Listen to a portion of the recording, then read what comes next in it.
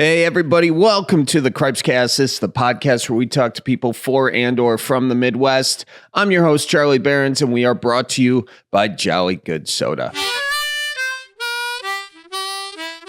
Hey, folks. Welcome to the first live episode of the Cripescast that we've done. We're not currently live. We will be once we jump into this episode. But for the intro, I'm joined by Cripescast executive producer Colleen Maraca. Colleen, how you living? How we doing? Good. Honestly, though, this is the first live, like people can see us if you're on Spotify. Oh yeah, on Spotify So you can fun. watch. You can see what we look like in Well, person. you already know what Charlie looks like, but if you've been dying to know what I look like, Ta-da! here it is. Have a nice day. Is that what your shirt says? Yeah. That's what the sticker on the computer It says be too. happy. It's just like good reminders in the studio. Yeah, it is good reminders. I like that. Yeah, but it's good. And last night we recorded the Cripescast live with a former professor of mine. I don't know did you ever have? I did not have Mike Wagner, no. Yeah, But did you get a good grade from him? I did.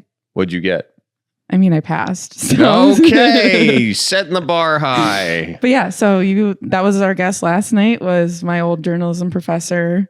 And yeah, and Mike is he is an expert in basically, this upcoming Supreme Court election.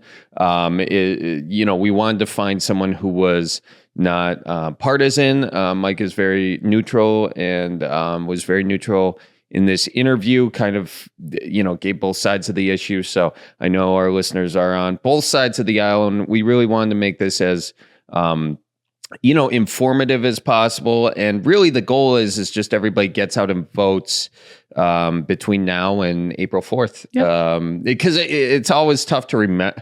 We just got done with an election. Mm-hmm. I feel like I'm always getting texts from someone like, hey, Colleen, time to vote in Wisconsin. I'm like, now I what? just voted. For what? Yeah. Like, I'm confused. Yeah. And that's what he talks about in the interview too. He gets into a lot of like great information about why it's different this time, the fact that it's in the spring, it's on an odd year. There's a lot of different things going into it. And just to give you Mike's credentials, he is a professor at the School of Journalism and Mass Communications at the University of Wisconsin, which both Colleen and I graduated from. Somehow. I actually graduated with, I won't say flying colors, but definitely driving colors. That's stupid. Well, that's a dad joke That for was you. good. I laughed. Hey, she laughed, ladies and gentlemen. Look at that. Got a genuine laugh out of her. Usually they're pity laughs. Mike is also a PhD in political sciences from Indiana University. Worked in journalism and politics and all that sort of stuff. He's also like doing research right now about elections and like how people. So he's very, very informed guy, very qualified. He goes into a lot of it. I felt like I learned a lot last night. Back in school again. Yeah, that's the great thing about the Cripescast is you have a lot of different people that come on that are more knowledgeable than you about a specific topic, and I think that's the point. Yeah, everyone's more knowledgeable about pretty much every topic. Respectfully. No, but I think it's good. He came in and really, I feel like a lot of people had a good time last night. There was laughs. There was aha moments. Some tears, you know? Yep. From who? Me. Yeah.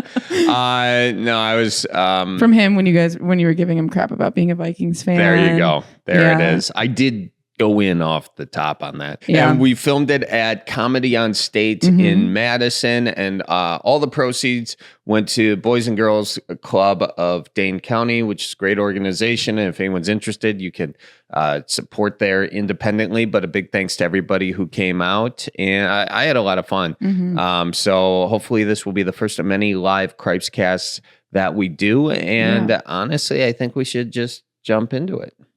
Sure. Okay. That was her way of saying no. Okay. No, that's totally fine. But I just want to make sure everybody knows that if you are looking for where your voting location is or what to bring in terms of identification, just go to myvote.wi.gov, myvote.wi.gov. And with that, let's talk to Mike. At this point, I want to invite my guest up here. Now, first of all, how many of you guys know when the Supreme Court election is? What day? April 4th. Okay, it's April 4th, so make sure you get out there and make sure you vote. Tell your friends to vote. I don't care if you're right, left, whatever. Just get out there and vote. That's how the whole democracy situation works. And to help me talk more about this, please welcome to the stage Mike Wagner, ladies and gentlemen.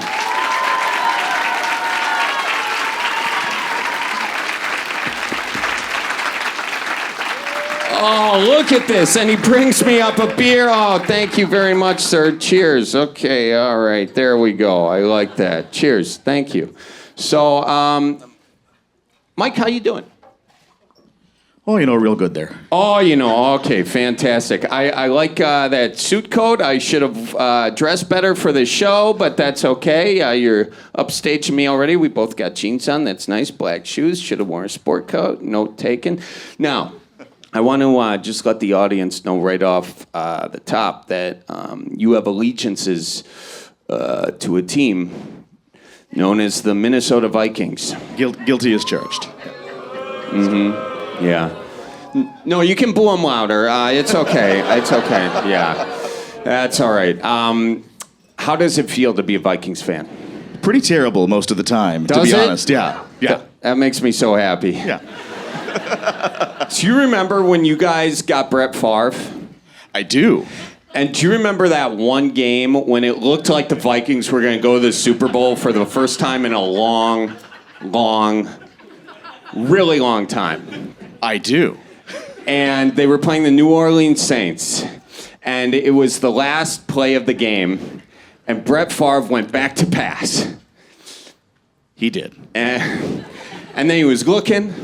And he scrambled out of the pocket, typical Brett Favre stuff. And then, do you want to tell him what happened next, or should I?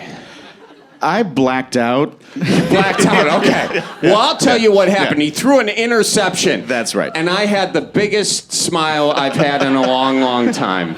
But, right before that play, he counted up the number of people in the huddle incorrectly. There were 12 men in the huddle, which pushed them back further. They would have kicked a field goal. Couldn't, and then the crippling interception. So the Vikings always find an amazing way to lose. Wow. Yeah. Give them a big round of applause for your support, ladies and gentlemen. Raising my kids Packer fans so that they are happy. Yeah, I'd like them to be happy. You like them to be happy, but you yourself, you don't think you're gonna change allegiances? No. Mike, I was doing a show recently in Minnesota, actually. I was doing a show at the this comedy club. It was basically the Mall of America. I was doing a show at the Mall of America because I don't know if you know this, but my career is really taken off. It's where America shops, so it's where America shops, absolutely. Yeah. And the woman you haven't made it in comedy though until you're doing jokes next to a rainforest cafe. I'll tell you that. If your jokes aren't interrupted by every 10 minutes you hear a panther roar, then I don't know if you're really doing it right. But the woman who was working there, she was telling me all these facts about the Mall of America. And did you know that the Mall of America is so big, it can fit not one, not two, but 3 Viking stadiums inside the Mall of America? Isn't that amazing? It is amazing. And yet not one Viking Super Bowl trophy. What's that about? Well... yeah, that's true. There's no stadium that can handle a Viking Super Bowl trophy. No, I know. Yeah. Okay. Well, I can tell that this is now just bullying, and so I'm going to leave you alone. Actually, one more. She also told me that the Mall of America has the biggest saltwater aquarium in the entire United States, the biggest indoor saltwater aquarium in the United States. And I was like, where do you get all that saltwater in the Midwest? Tears of Vikings fans. Yeah, if she didn't, yep.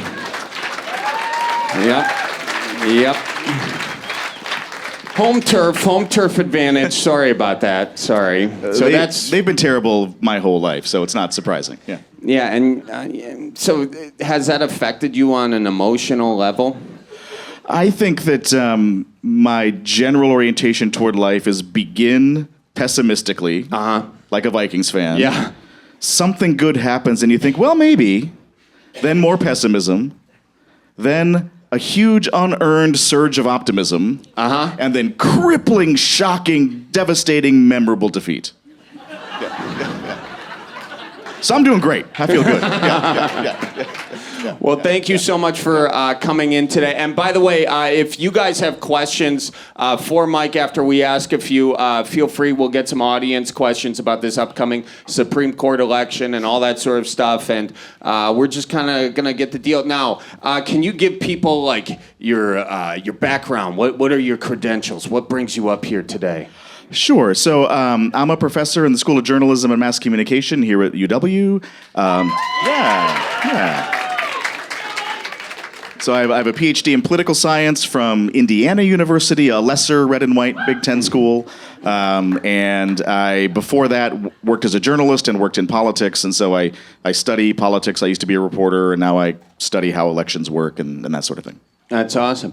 And elections, would you say in Wisconsin compared to, other states, how is just the general state of democracy and just the state of access to voting and all that sort of stuff? What does that look like in Wisconsin compared to the rest of the country? It's a mixed bag. So on the one hand, Wisconsin usually has one of the top 2 or 3 rates of voter turnout in the United States. So we turn out to vote in really high levels, which is very good. That's largely on the back of the rules that set up how we vote, which is you can register to vote on the same day. You can register to vote on Election Day in Wisconsin, which you can't do in most states. So that's why our voter turnout is higher.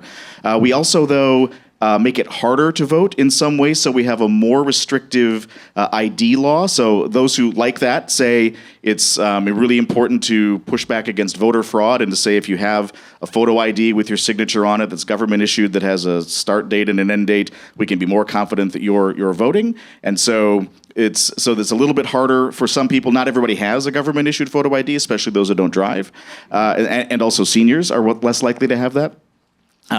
There are rollbacks the current state Supreme Court has done with respect to where you can vote. So in previous elections, you could vote in drop boxes. You could take your ballot to a drop box and vote early, so you didn't have to leave work on a cold Tuesday and wait in line and vote. And so those things have changed. So it's a mixed bag. Some things are really good. Some things are a little bit more restrictive. Got it. Now, with this current election, what are basically we have a divided court, is that correct? And then so this election is going to sort of tip the balance either to the left or to the right. Is that correct? So the current court has a 1-seat advantage for a more conservative judicial philosophy, and the position that's open is one of those conservative positions. So if the liberal candidate, who is Janet Protasiewicz, wins, then the balance would shift to a liberal advantage on the court. It would be a 4-3 liberal advantage. And if Dan Kelly wins, then it would remain the way that it is now.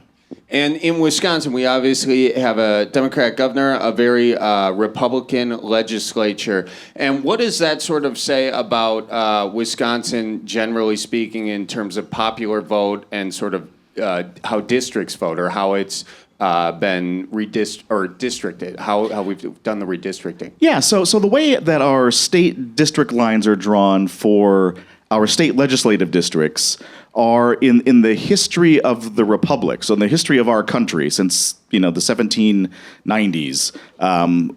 Wisconsin's state legislative districts are the 8th most gerrymandered in our country's history.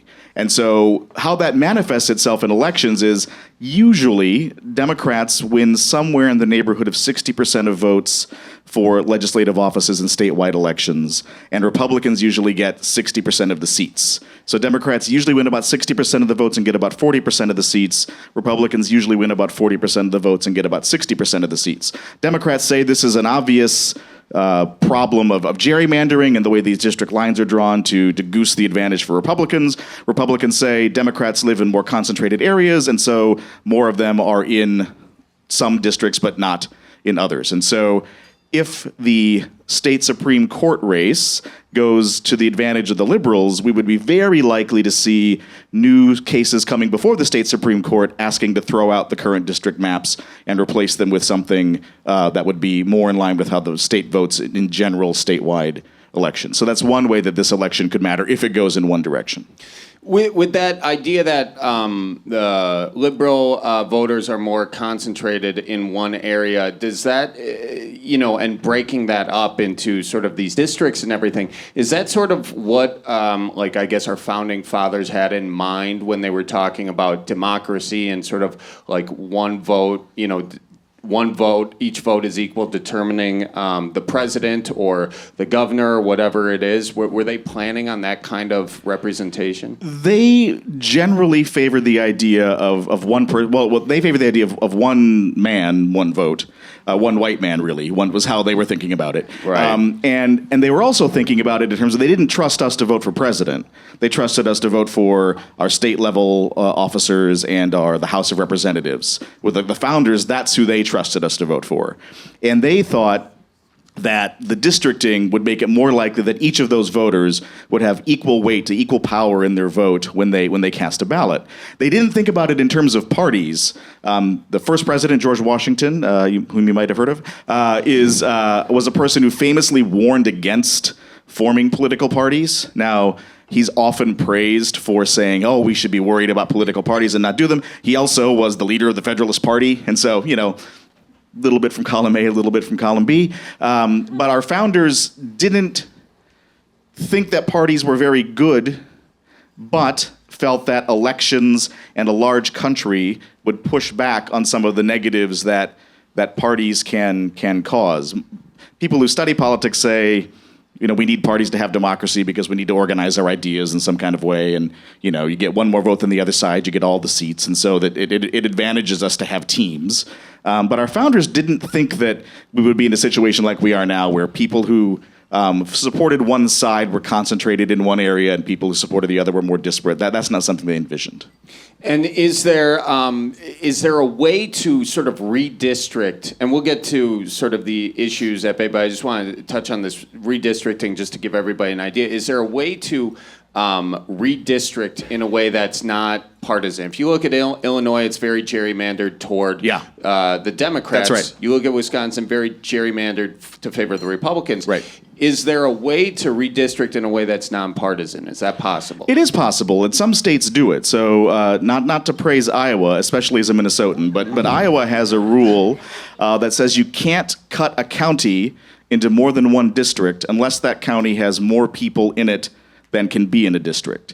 And so what happens in places like Wisconsin is they'll slice and dice literally almost by the house or by the neighborhood, where they'll say, this neighborhood goes into one district and then we're going to put this neighborhood over in the other district. And so now people who live across the street from each other and might share a beer at their neighborhood block party are represented by different people. And usually that means that one of those neighbors is represented by someone who lives really far away and are probably getting less representation, than and less attention from their lawmaker. And so having a nonpartisan system where neither political party or a governor doesn't get to decide and be the deciding vote for which way things go tends to make things more fair. If everybody has an equal number of votes, it's way harder to screw the other side.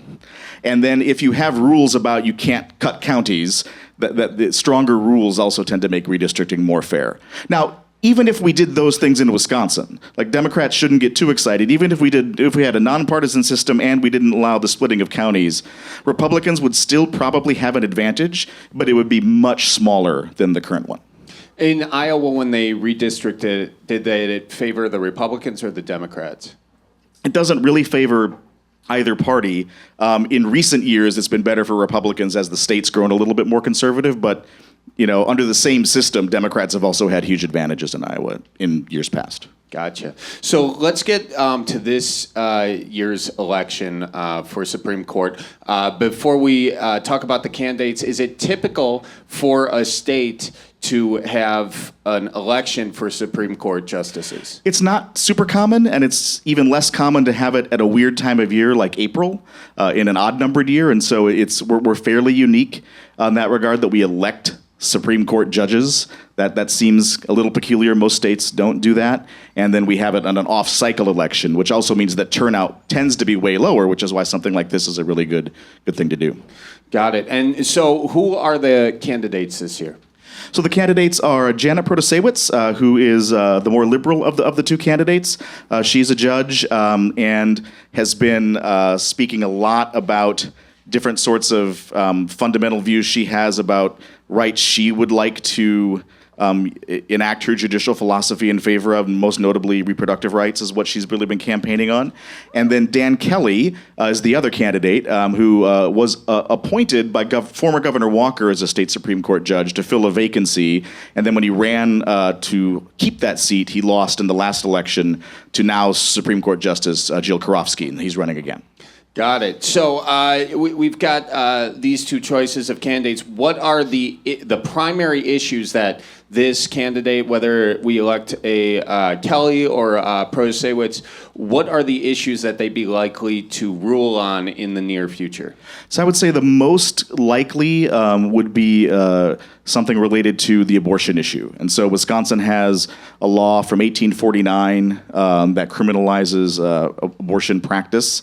And once Roe versus Wade in the 1970s became the federal decision from the U.S. Supreme Court and became the law of the land, that law then was kind of moot. It was inactive because federal courts reign over state courts. And so we had legal abortion in Wisconsin. And then when the United States Supreme Court overturned that decision, then the 1849 law reignited.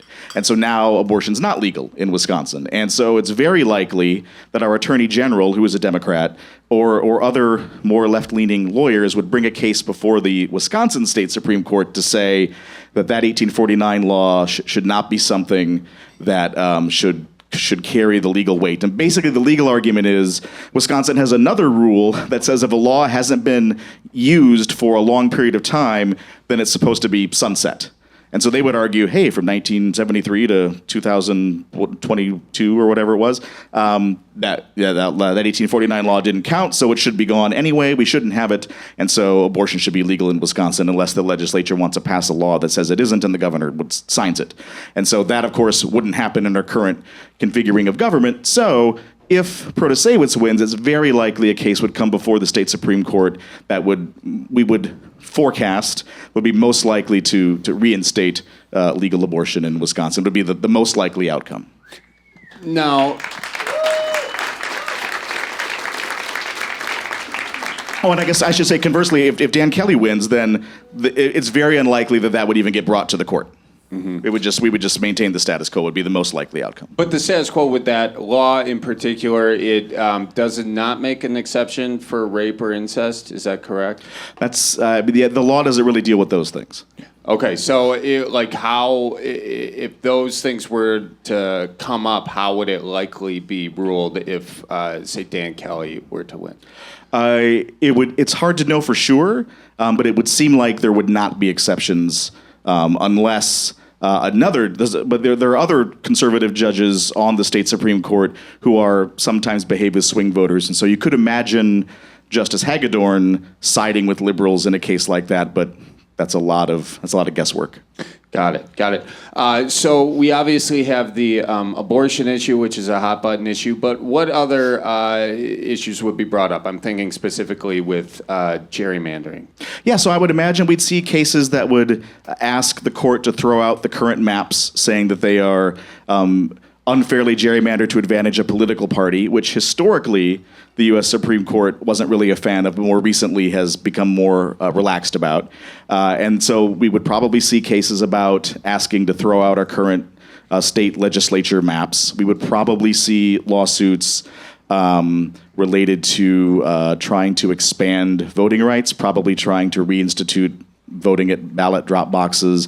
At the very least, I would suspect for disabled voters who have made a lot of noise about having a hard time voting in person in line on election day and had utilized drop boxes as a way to be able to vote.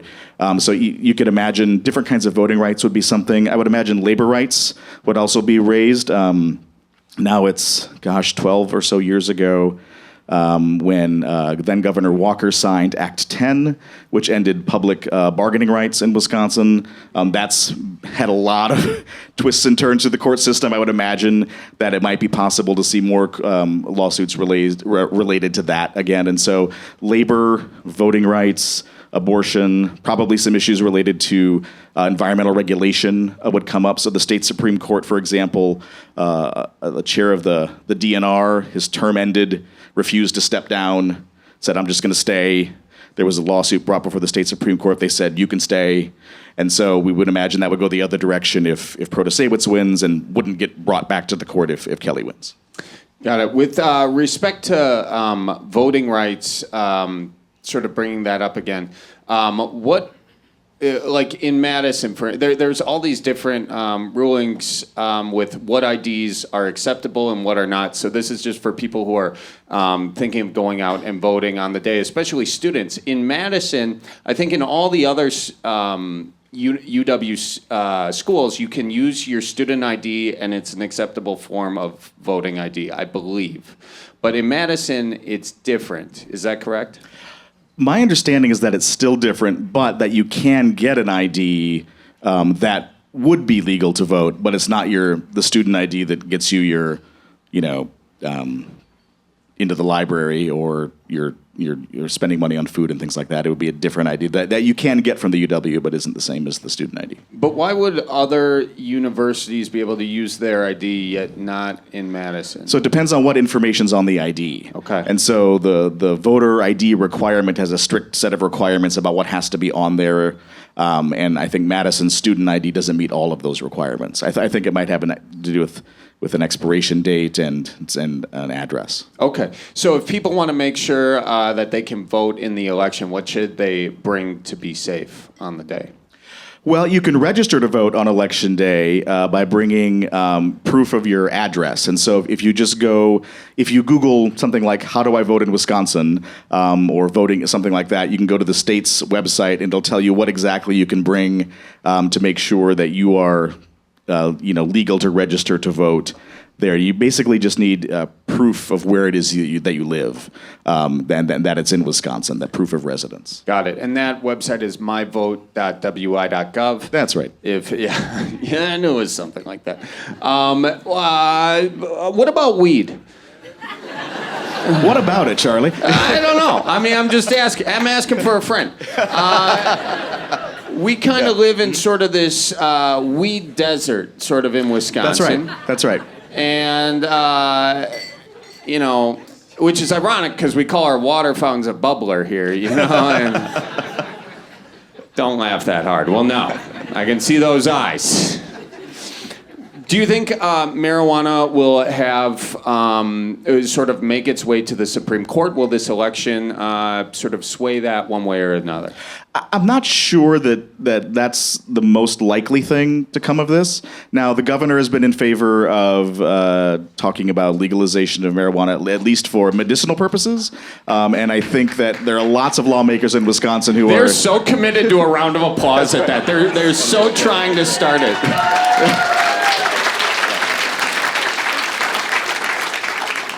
And I'm just looking for who isn't clapping at this point.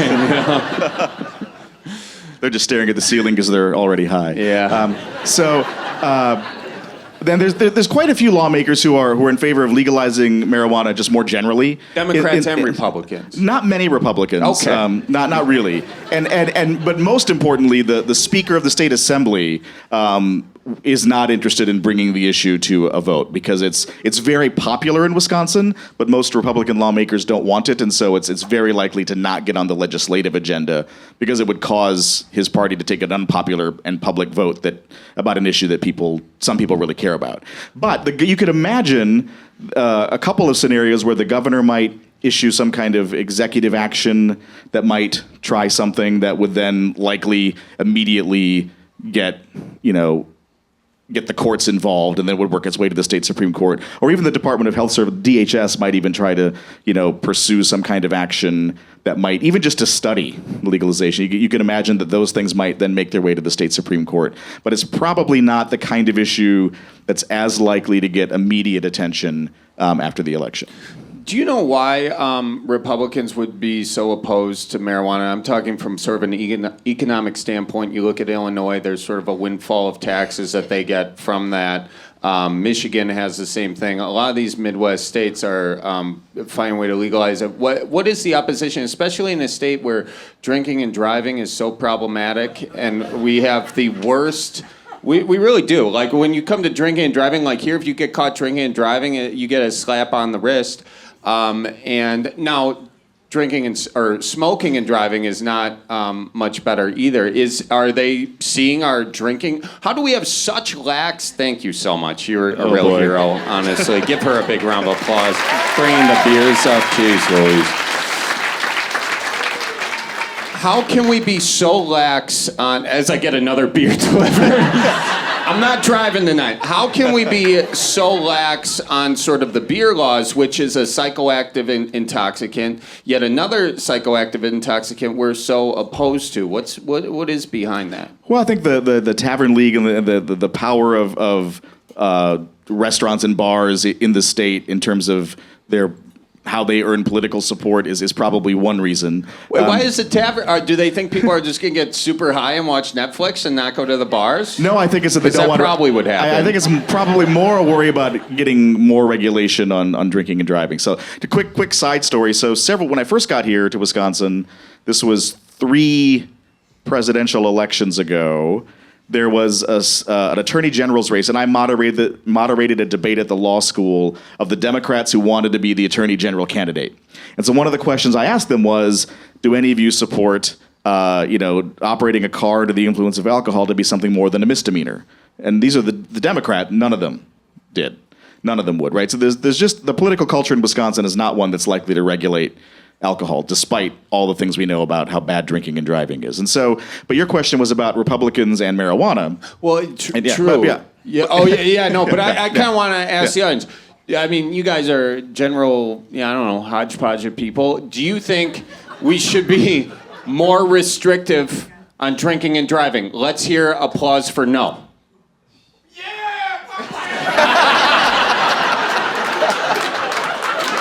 The vocal minority. I see how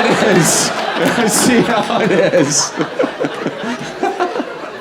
All right. Well, that's American politics in a nutshell, right there. So the loudest voice gets a lot of attention. That's true in American politics. You said it so great. Yeah, you. That was great. That was great. You better go to confession, sir. It's Lent. Jeez Louise. Go on.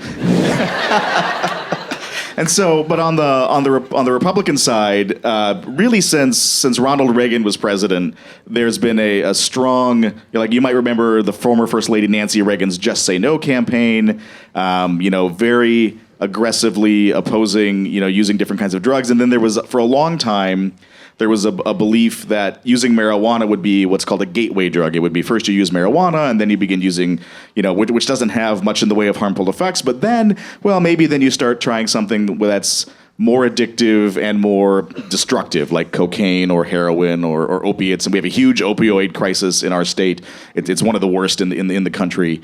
And so I think some people believe that marijuana is a drug that is a gateway to these harder drugs that cause all kinds of really negative social problems. The research doesn't quite make that same case, but the connection between evidence and outcomes aren't always a high correlation in American politics. Do you mean to tell me that in American politics, we are guided more by emotion than facts? How dare you? Yes, yeah. Why do you think that is? Why do you think emotion guides us? Because that's been the case for a number of years. Is it a recent thing? I don't think it's a recent thing, and I think we need emotions to make decisions. People making decisions just based on cold hard facts tend not to lead to great outcomes either.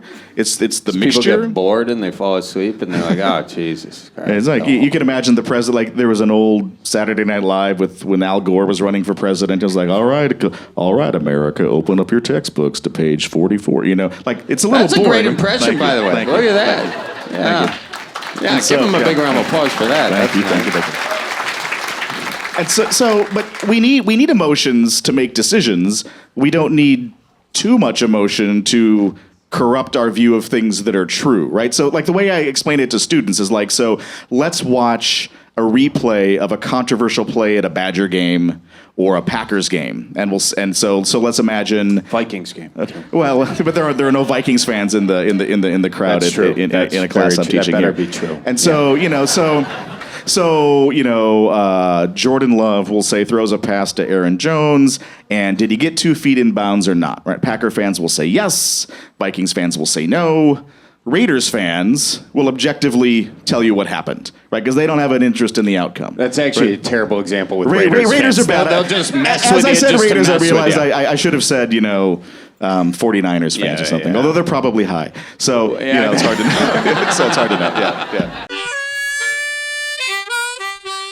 Folks, excuse the interruption, but I just want to let you know that Lent is almost over. And for those of you who gave up soda for Lent, I did not. That's a jolly good soda, ladies and gents. We got one more.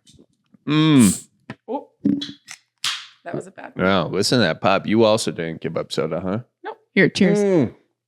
Cheers. Oh, yeah. That's a good soda, ladies and gentlemen. That's a sour power. It's not even in my old fashioned, but I got a blue raspberry. the blue raspberry, as Grandpa Bob used to say, raspberry. That was it. What did I give up? I gave up paying taxes for Lent. Yeah.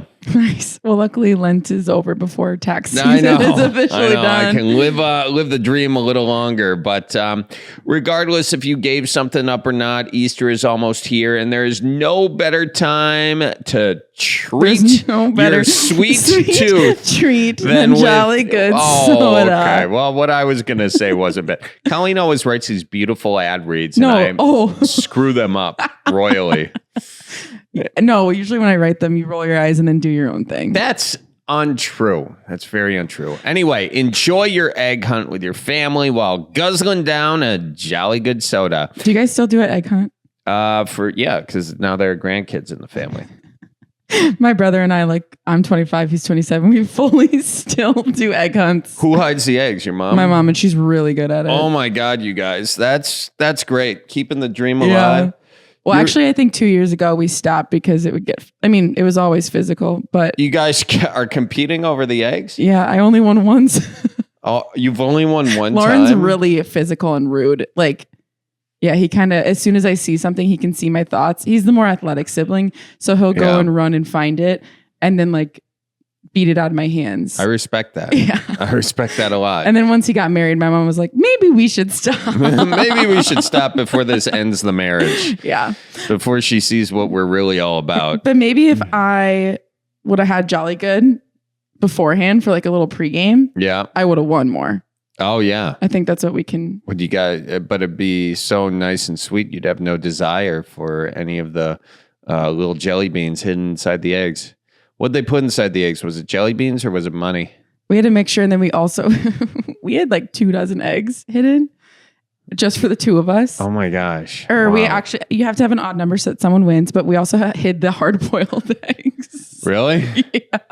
That would suck to not find one of those. Yeah. So my mom would always keep count, and then we always had the specific places that you knew at our old house, where it would be. It was always in the mailbox. It was always in the drain spout on the right side of the house. Nice. It was always in the basketball hoop lever thingy because we had Yeah, so it's basically a mad dash to the ones you know, and then it becomes... And then she'd do some the tricky ones were the gas pipe. Hopefully you remember. The gas pipe? Yeah, I really hope you remember that one. That's great. But yeah, so you don't compete now that you're an adult? We never competed. Oh. I don't think. I got a big family. It was always, finding it for the younger kids. Oh. And then stealing their candy. That's what's up. Oh. Yeah. Yeah, there were a lot of tears on Easter morning in our house. He is risen and she is crying. Yeah. I have we have I'll have to find the photo. We have a live picture of me throwing the egg at the camera because my mom was trying to get a picture of me when I was mad. That's hilarious. Wow. You Mid-flight. breaking the camera, really? Did it hit the camera? No, she got it and then got out of the way or something. Oh my God. Yeah. That's hilarious. Anyway, find Jolly Good at your local grocery store in Wisconsin. If it's not there, let them know to order it, or just go to jollygoodssoda.com. And finally, folks, listen, we've got so many great Midwest items for you on manitowocman.com. New arrivals like our Supper Club t-shirt, I Survived the Midwest Goodbye. That's not going anywhere. the Brewers won, even though I'm not a Brewers fan, and the season starts this week. Yep, it does. Actually, I'm going to the game with Rafi, potentially. It's supposed to snow, though, in Chicago on opening day for the Cubs. You're going to go to the Cubs Cubbies. opening game? Yeah. Damn. I got friends, pay staff friends. Andy, Rafi. Okay. I'm not saying you don't have friends. I'm not saying You guys heard it here first. Charlie just said I don't have friends. God, I'm not saying you don't have friends. I'm just I saying. just have friends that don't have any social pull. That's true. But yeah, so we have that. And then also, too, this spring, we have a lot of kind of sneaky holidays, I would say. Mother's Day comes up. Father's Day, I guess, is in the summer. Earth Day, I don't know. But you want to get some... Earth Day. Yeah, you want to get someone... For Earth Day, why not get someone a cribbage board made out of a tree we cut down? Okay. Actually, they are local. It's all sustainable wood, all that sort of stuff. It honestly is. Check, and the cribbage boards are awesome. Hey, replay that for a classic backtrack. That was really good. We also have bumper stickers, drink teas, koozies, hats, and of course we've got the Midwest Survival Guide for sale. So anyway, you can get them all there. And another way you can support the podcast, go patreon.com/Charlie Barons, where you'll find outtakes, longer cuts of our videos, Q&A. We question and answer. That sounds too close to QAnon. Q&A. We'll do AMA. Ask me anything. AMAs. Yep, we got those. And check it out. Patreon.com/Charlie Barons. And with that, let's go back to Comedy on State in Madison and finish up the interview with Mike Wagner. Where were we? So the nerdy term for it is motivated reasoning, which is that people tend to believe what they want to believe, even in the face of evidence that they're wrong, because it feels good to think that you're right. And that's a lot of how American politics works. We're motivated to believe in our side, even when evidence shows us that our side is wrong. And it's really hard to overcome that. It takes a lot of evidence. It takes evidence from sources that you trust, but we live in a society where we trust the news less. We trust our neighbors less. In surveys we do of Wisconsin voters, 63 or 4% say that they've stopped talking politics to a friend because they disagree, and 20% just say they've just ended the friendship.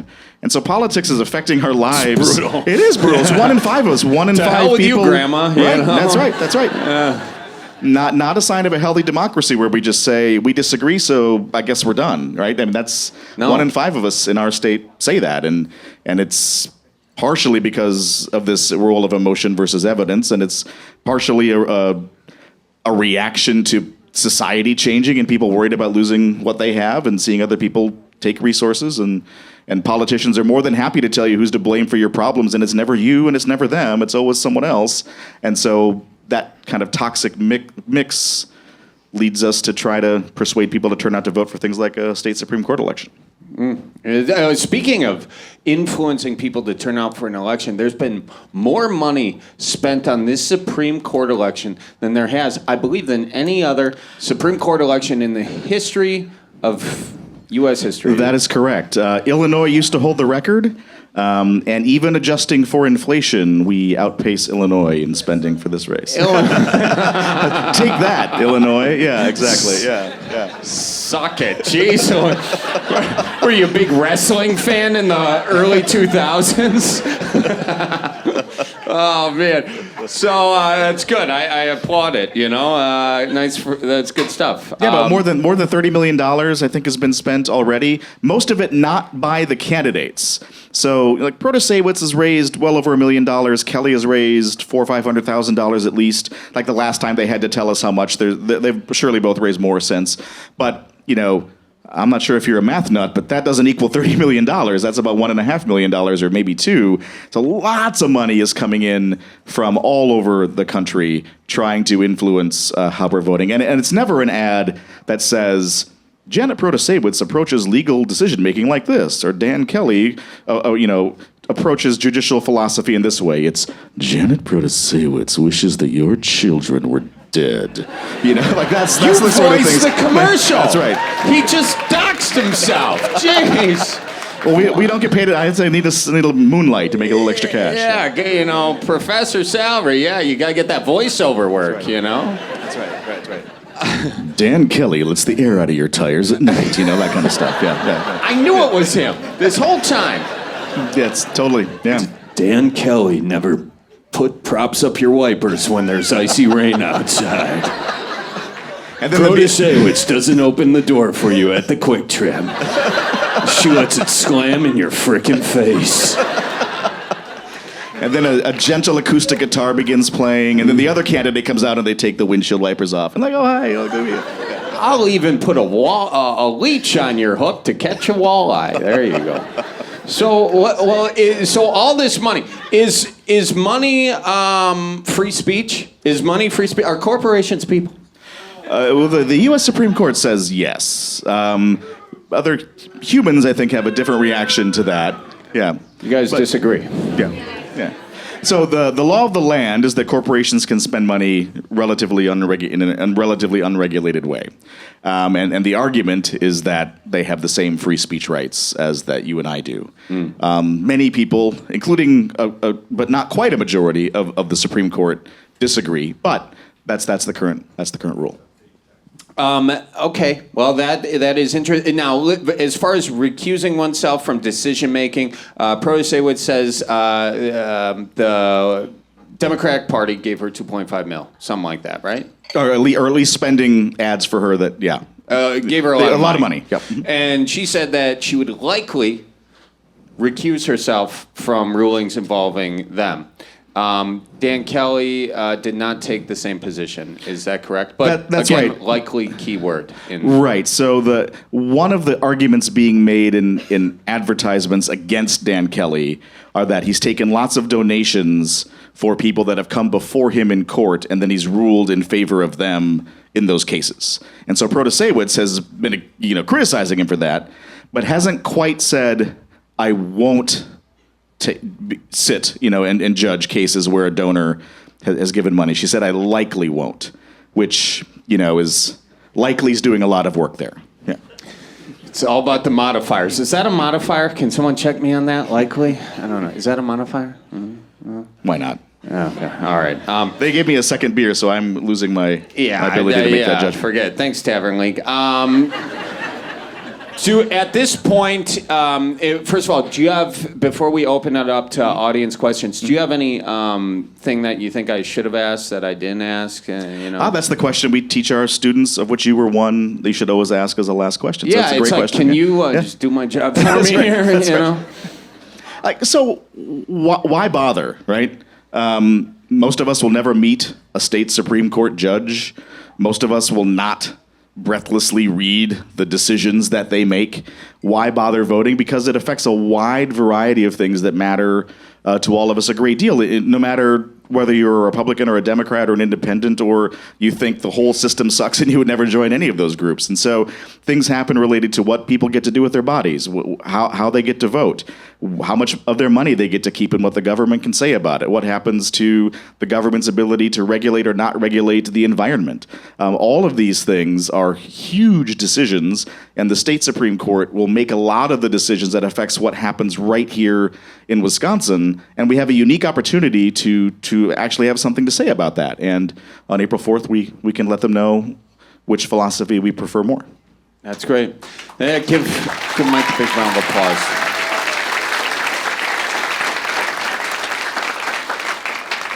And I also want to thank all of you, before we open it up to audience questions, I want to thank all of you for coming out. All of the money you spent on the tickets, which I thank you for doing, that's all being donated to Boys and Girls Club of Dane County. So a big thanks to all of you for coming out and doing this.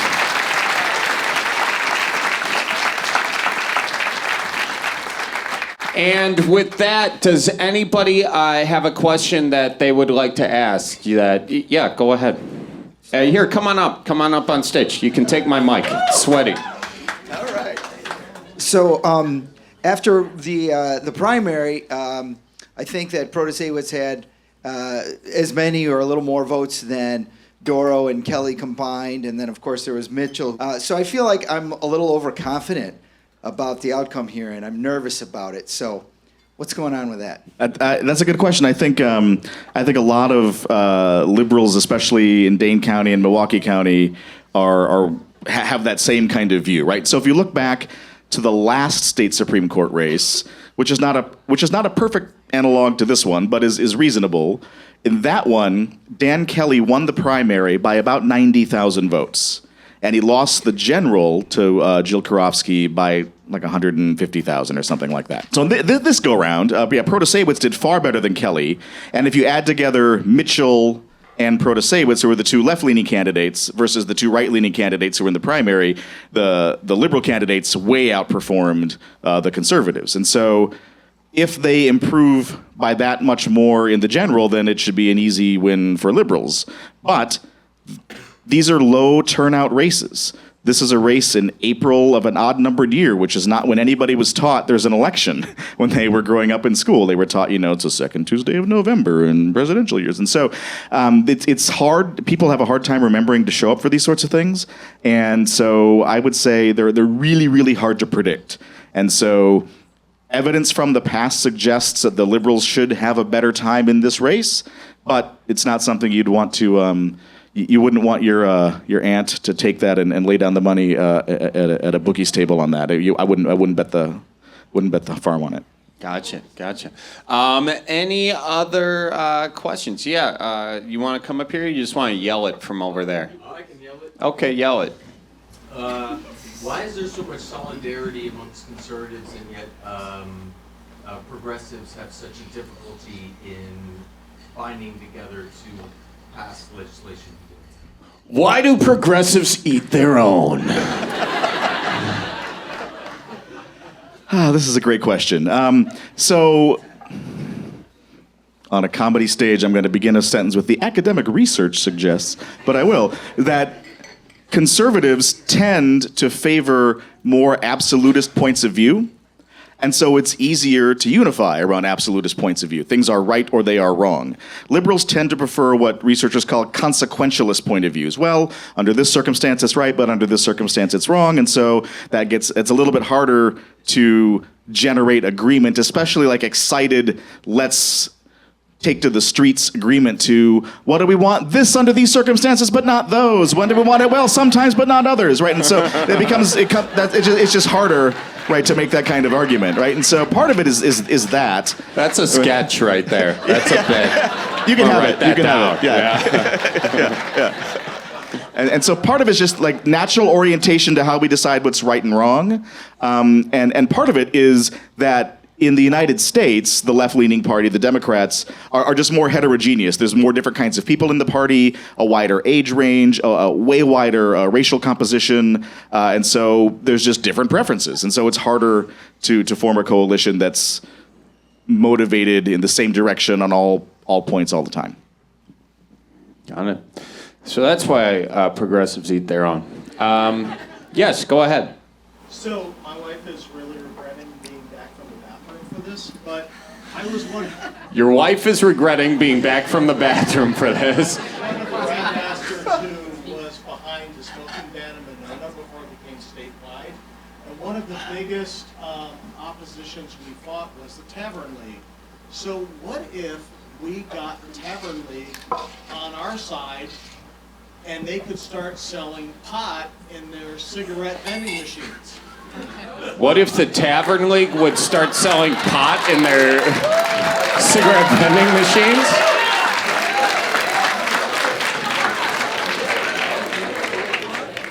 Not a bad idea. There'd be a lot of people just at the bar just staring at the TV longer than they already are.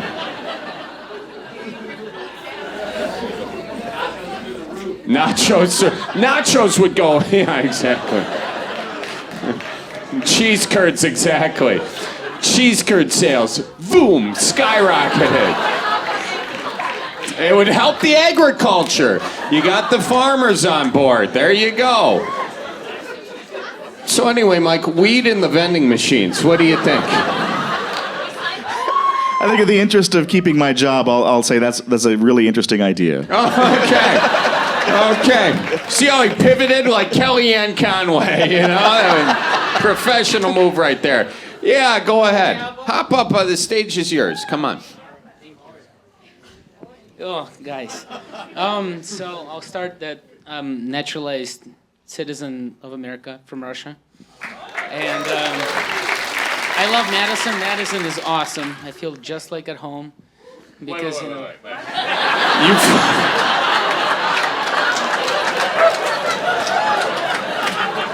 What part of Russia are you from that you feel just at home in Madison? It's the weather, right? The weather. It's a drinking part of Russia.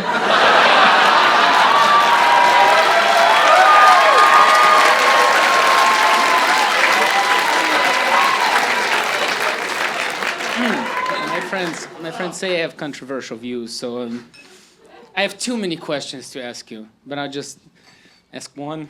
I don't know if it's a good one, but I find that people in America get to do stuff just really easily, like driving. I moved in 9th grade to U.S., and so I didn't know how to drive, but they gave me driver's lessons. I don't know why. I mean, usually in Russia you have to pay for it, but in America it was free. So it's like, now I understand what the country of free is. My dreams were shattered when I became an adult. So when people vote... So you're a Vikings fan, then? When you were speaking about how you feel and those hopes and crushed dreams, I was like, this guy's Russian. Like, for real, I was like, Long Island's a great here. Guys, by the way, I come here all the time. The Top Shelf Long Island is my favorite drink. I went to school here too, so I moved in 6 and I moved away 3 times and I came back every time. Madison's awesome. So here's a question. It's kind of weird, but I find like people in America, they go vote and they see D or R and they just vote. I feel like that's too easy. But sure, you can have, maybe Badger ID can be better so students can vote easier, and maybe UW can change that. But maybe you should know the name of the person you vote for, like fill in the blank. So, I know, right? Did I say I moved in the 9th grade? Yeah, in Russia, every question was fill in the blank. I was like, oh, multiple choice, hell yeah.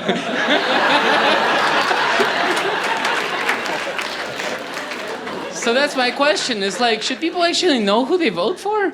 Or should they just recognize the R and, Republican, Democrat letter in the vote? Yeah, I think this is a common complaint about our system, right? So, I mean, in general, the American public doesn't do itself a lot of favors in political knowledge tests, right? But there's not a rule that says you have to know a lot to be able to vote. And it's also the case, like I'll make the case for political parties, if you know nothing else about 2 people running for office, but you know whether you're closer in your views to one party or the other, and you see those 2 on the ballot, you're going to make the right decision most of the time by voting for the party that's closest to your views. There was a time in American politics, really from, say, the 1950s through maybe the mid-70s, where there were enough Democrats who were conservative and enough Republicans who were liberal that just knowing the party label didn't help you as much as it does now. But now the gulf of differences across such a wide range of issues are just so enormous that if you know which side you're on, knowing the party, you're going to make the right decision probably 9 times out of 10. Now, is that the same thing as other parts of what it means to be in a democracy, like holding your elected officials accountable? If you don't know who they are, it becomes really difficult to hold them accountable. If you're redistricted so that you're in a district where the lawmaker lives 75 miles away, but you're just drawn in this weird little thing so that Democrats can't win or Republicans can't win near where you live, it's going to be really hard to know who your lawmaker is. And there's a lot of research that suggests people who get drawn into these gerrymanders are less likely to know who their lawmaker is. News organizations are less likely to cover those lawmakers, which make it harder for us to learn who they are. And so there's all kinds of negative consequences there. But we don't have to know those things to make good enough decisions. It would be better if we all spent a lot of time researching everybody that we wanted to vote for and thought about it very, very thoughtfully. But, in most elections, you'll see candidates and you'll have heard a lot about the presidential candidates and really probably have a pretty formed opinion about who you like and why. Maybe the same for governor or U.S. Senate. And then for the House of Representatives, you're like, oh, I've heard that name. I don't think I'm mad at that person. Okay, right? And then further down the ballot, sometimes you're guessing, right? And research in elections basically shows those who are listed first on the ballot in these down ballot races tend to do better because we tend to take the first choice if we don't know. So there's lots of reasons to be worried about how much we know or don't know about politics, but party labels tend to help us more than they hurt us. Also, I'm seeing like a lot of crazy, Russian vodka. It's pretty hard to spell. Putin, pretty easy to spell, Does that have anything to do with it? You think like Poutine? You gotta do stand-up. You're hilarious, man. Huh? I'll take you with me. Yeah, do a high five. Anybody else? Yeah, come on up. Yeah. I just had a two-pronged question, I guess. One is the forever chemicals in the water, stuff like that. How does that relate to this election? And then the election denial stuff, Trump coming back. And okay, so on election denial, so our state Supreme Court held strong in the face of pretend things that weren't true that the former president said about the last election. And so the state Supreme Court held strong and said, no, the state of Wisconsin did a very good job at administering the election. Several subsequent studies and reports have come to that exact same conclusion. But it's very likely that we'll see more litigation in Wisconsin after the next presidential election. Why? Because we are ground zero for swing states, and presidential races are usually really close here, and so usually the losing side will want to try to engage in some kind of legal maneuver to make it the most likely as possible that they can try to change the outcome. And so having a state Supreme Court that will weigh the evidence and not the ideology is probably no more critical than when deciding cases about elections. Like, the minimum bar for democracy is the person who got more votes wins. And if we can't agree on that, we're in a lot of trouble. And so this race will certainly matter for that because we're very likely to see, legal challenges to the next election. And then the forever chemicals question, you could imagine a few different ways that might matter in Wisconsin. So one might be if folks tried to engage in legal recourses to push back against frac sand mining or other behaviors that might make PFAS or CAFOs or other things in the water that are bad and stay there forever, more likely to be there. And so there might, be legal cases to try to regulate companies that engage in behaviors that make those chemicals more likely, or there might be cases brought forth to just say, when a person's term in office in government ends and they don't leave, they have to leave, which is not currently the way things are in the state of Wisconsin. And so that's another way it would matter. That would probably, it's more of an indirect way it would matter for the environment. But since the DNR case was really the central case, as an example of that behavior, I would say those are probably the main ways that would come into play. As far as the state Supreme Court race goes, lots of other stuff we could lobby our lawmakers about, but in the way of the state Supreme Court, that's what I would suggest. Great, we have time for a couple more questions, and I do want to be sincere in that, though. I know from my DMs that there are a couple Kelly supporters here, too, and I do want to let you know that it is totally fine to come up. I know you're in the belly of the beast here in frickin' Madison, but definitely do welcome your viewpoints, and but anybody else who has a question? I saw a couple more hands up. Yeah, back there. We'll get one from the back of the room. Shout it out. Mike, Yeah, just all of you all at once. That's great. That was so Midwest. Oh, sorry. Yeah, I apologize. Jeez. Now no one's going to ask a frickin' question. God dang it. Too polite. Yeah, I can't see you guys. Just whoever shouts louder wins. What's at risk for like trans rights and gender affirming care in this election? What's at risk for trans rights and gender care in this? So I would say that Judge Kelly tends not to take public positions on issues on the campaign trail and tends to make the argument that he takes each case as it comes and then applies his judicial philosophy to the state constitution to make a decision about the case. When I moderated a debate between him and Jill Karofsky in the last state Supreme Court election, and I asked both him and Karofsky, when was the last time you made a judicial decision that was consistent with your legal philosophy but inconsistent with what you wanted with your politics? And Karofsky said something about minimum sentencing that she didn't like, but as a judge she had to do it, and so she did it. And Kelly said he didn't have an example. And so this is a long way of saying that some of the people who are paying money to air ads that are attacking Protasewicz are groups that are deeply opposing of the rights of transgender individuals. Now, that's not Dan Kelly, and he's legally not allowed to coordinate with those people. So he may not want their support. He may want it, I don't know, but he's getting it. And it's because those groups think that he'll make decisions in ways that favor their point of view. But whether they do or not, we don't know because he hasn't taken a public position. Whereas Protasewicz has been more positive and kind of signaling that she's more in favor of deciding in expansive rights for transgender individuals. But again, we don't really know Kelly's position on it because he hasn't mentioned it. Any, go ahead, right there. First of all, I want to say sorry about your grandfather, but it's my birthday today, so. Your birthday trumps Grandpa Bob. You know, it was 4 years ago. You know, it's fine. He went out on a punchline. He's good. Happy birthday. What's your name? Helen? Helen. Happy birthday to you. Happy birthday to you. Happy birthday, dear Helen. Happy birthday to you. Hail, hail, the gang's all here. What the hell do we care? All right, what's your question? Happy birthday. How old are you, Helen? You never ask a Helen her age. Jeez. She's 56. Hell yeah, 56. Get after it, Helen.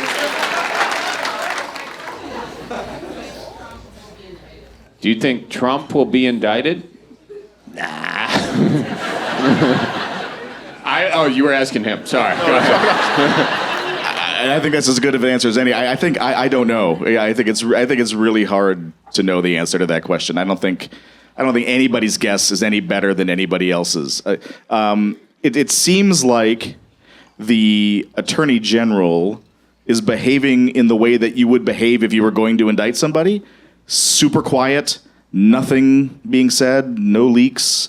That's what you would do if you're going to indict somebody who is that high profile. But you could just as easily come to the decision not to do so. And I think the case in New York, I think, is more of a distraction. Like it's certainly a case where it looks, from what we've read in the reporting, like a law might have been broken. But I think it's really hard to predict. And as someone who thought there was no chance that Donald Trump could became president, I've kind of gotten out of the Trump prediction business. We need to get rid of the wall around the terrible Trump impression, but you get it. Get rid of the wall around the prison. That'd be funny. That's a sketch. Yes, sir, with the great mustache. So there's a question about constitutional amendment. So the question was about an amendment related to bail restrictions in Wisconsin? Yep, and I would say that 2 beers in, I'm not going to try to parse that language. But I would say that the League of Women Voters and Ballotopedia, I think, both have good explanations if you want to learn about that. But yeah, that's something that, I don't want to lead you astray, and so Let's get him Not gonna try another to do beer it. and see if he has a better answer. I'm messing with you. One more beer and I'll pay everybody's bail. It doesn't matter. Yeah. Yes, go ahead. Geez, squeeze, we did it. Okay, in the back. We'll go in the back first, and then we'll go to you in the white hat. What kind of a hat is that?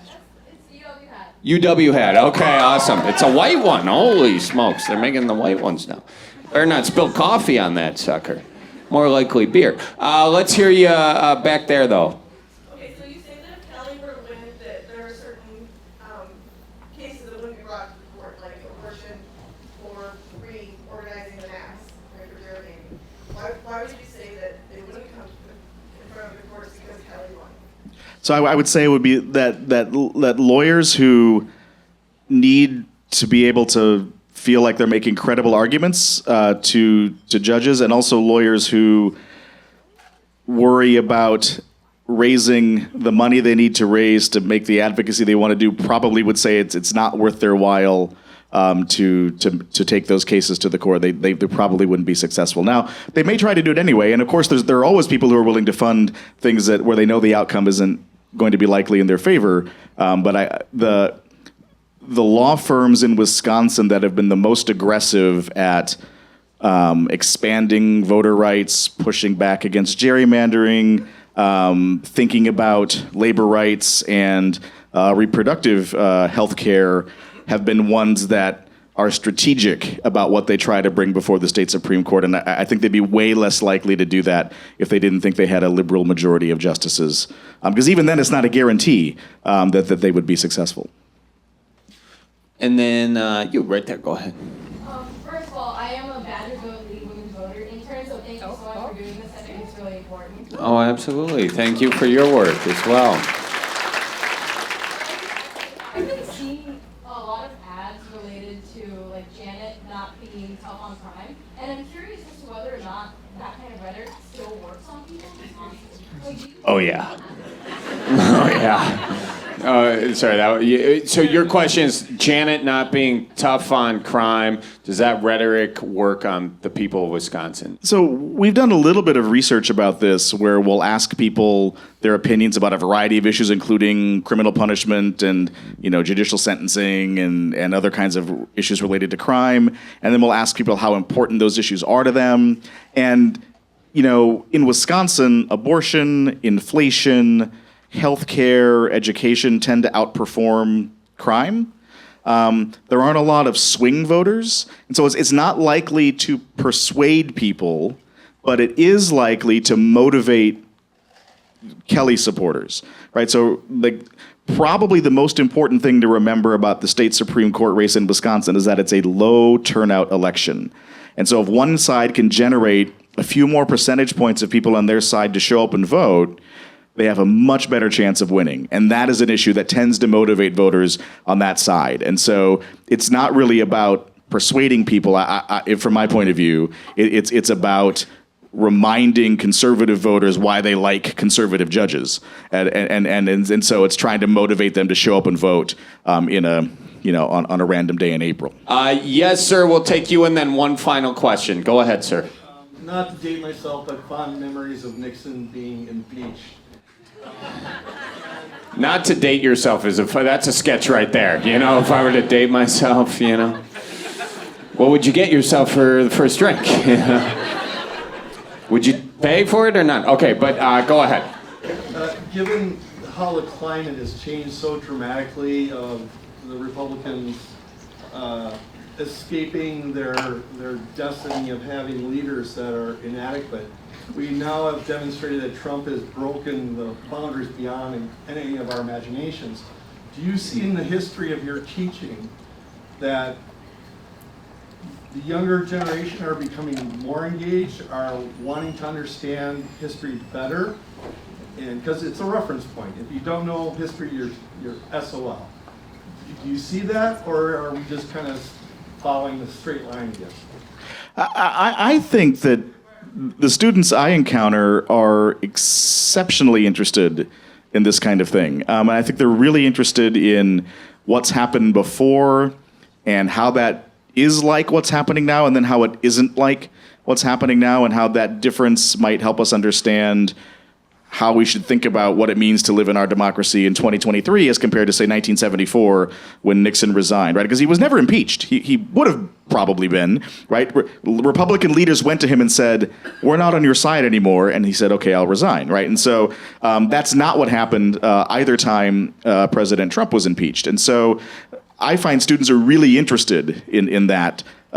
Those kinds of comparisons, just as they're interested in when President Clinton was impeached, but also not removed from office. And so I think that there's a hunger to learn more about this stuff.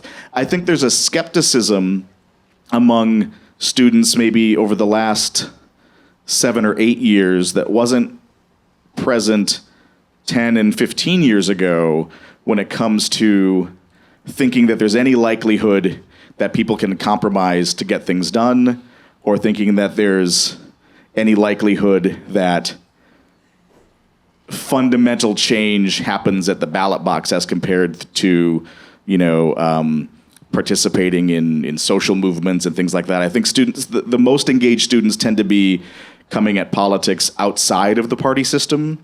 So movements like Black Lives Matter or transgender rights or Young America Foundation on the right, which is a little bit more tied to the Republican Party, but still like the left-leaning groups. But they tend to be outside party politics, which is a difference, I think, from political engagement 10 plus years prior. And so I think students are really interested, and I think they're skeptical that traditional partisan advocacy is the solution to the things they would like to see change.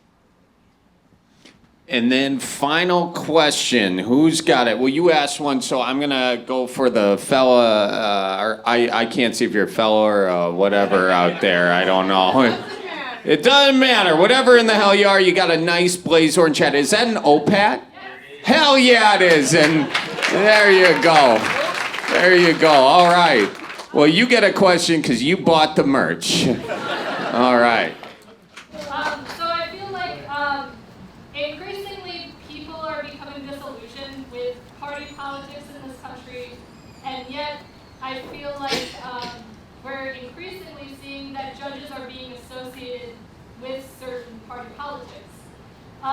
So can you forecast in the future of what effect this might have, not only on our judicial system, but just in the future of like what might come to pass for different things like gerrymandering? Like, for example, if gerrymandering does come before the court, can we guarantee that it won't swing the other way towards the Democrats? So, well, first, I don't think there are any guarantees. I don't think that voting one way or the other means that these things will happen. I think that it means that some things become way more likely or way less likely. I think in American politics, I think we can talk in terms of likelihood way more than we can talk in terms of certainty. And so I wouldn't quite say that results one way or the other make things likely. I would speak more in certainties about things that aren't going to happen, right? So, if Dan Kelly wins, like, there won't be legal abortion in Wisconsin for the foreseeable future. Like, I feel comfortable making that prediction. If Janet Protasewicz wins, I'm not 100% confident that would change, but it's way more likely to change, as an example. But I agree with you. I think that younger people especially are more disillusioned with the party system. And as you also really perceptively point out, in the current environment, and as Charlie was saying earlier, the race itself is extremely partisan, even though Protasewicz and Kelly are not running under a party label. There won't be a D or an R next to either of their names when they're on the ballot. It's a nonpartisan race. But our judicial races in Wisconsin have become extremely partisan. Our politics in Wisconsin have become extremely partisan over the last decade and a half. And that's only gotten worse, and that's likely only to continue, partially because of who's funding the races. Like, it's really started to bifurcate. And more liberal donors are supporting a liberal candidate, and more conservative donors are supporting a conservative candidate. And, you might think that when we talk about the judges that we want, you might think, what we want is an umpire, someone who dispassionately calls balls and strikes related to the Constitution. But then you might immediately think, name a popular umpire, right? Name an umpire that anybody's ever thought, oh, you're doing a great job, ump. Like, no, people have rarely thought that people dispassionately calling balls and strikes are doing a good job, right? And so we tend to decry the partisan nature of judicial elections, but it may not be so bad. But it's certainly new, and new is uncertain, which I think is one of the reasons we feel a little anxious about the election. Ladies and gentlemen, thank you all for coming out and supporting the Boys and Girls Club of Dane County. Thank you for this first live taping of the Cripescast, and most importantly, thank you to Mike Wagner. Give him a big round of applause. Yeah, giving him a standing O. There you go. And we'll do this again. Thank you all for coming out. Keep her moving and watch for deer. Okay, God bless you all. Folks, that's it for another episode of the Cripescast. Thank you all for listening. Big thanks to Comedy on State for supporting and giving us the venue. Big thanks to Mike for coming on. Make sure you go vote if you're in Wisconsin on the Supreme Court election. It's a big one, I tell you that right now. And you can find out all that information on myvote.wi.gov. And until then, keep her moving. Colleen, thank you very much. Thanks. Yeah. Back at you. I couldn't do it without you, Colleen. Are you like crossing your fingers somewhere that I can't see? No, I'm waiting for you to say I couldn't do it without you. Couldn't do what without you? Thank you so much, Charlie. I literally could not do anything without you. I'm messing with you. No, I really do appreciate it. You're making the Cripescast look and sound beautiful. Thank you. And it's great to have you on. Yep. All right, everybody, have yourselves a great week and a happy Easter, and watch out for deer. All right, bye-bye. So roll out the barrel and get the band brewing. Life's got you down, just keep her moving. It's on Wisconsin, the Badgers say it's the old Wisconsin Jubilee. You know, sometimes when you're ice fishing, you put your foot in the walleye hole and go ass over tea kettle and you think you're done. No, you gotta keep her moving.